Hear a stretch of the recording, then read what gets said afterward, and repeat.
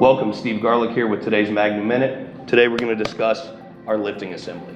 Let's face it, we've all had a job where we might not have had enough rams in our fleet to perform a simultaneous lift, and this product is going to give us a great option.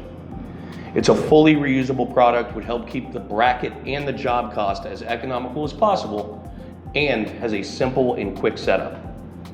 The fact that it can be used with either of our 3-inch helical or push pier makes it extremely versatile as well. Once the assembly is secured to the bottom of the bracket collar with our safety bolt, the installer can use either bottle jack or a hydraulically driven piston to perform a safe lift. When the lift is complete, the pile or pier can be locked off as usual by drilling and installing bolts through our 2 exposed holes in the collar. The entire assembly can then be removed and stored until your next project. That's it for today. I'll see you all next time on the next Magnum Minute.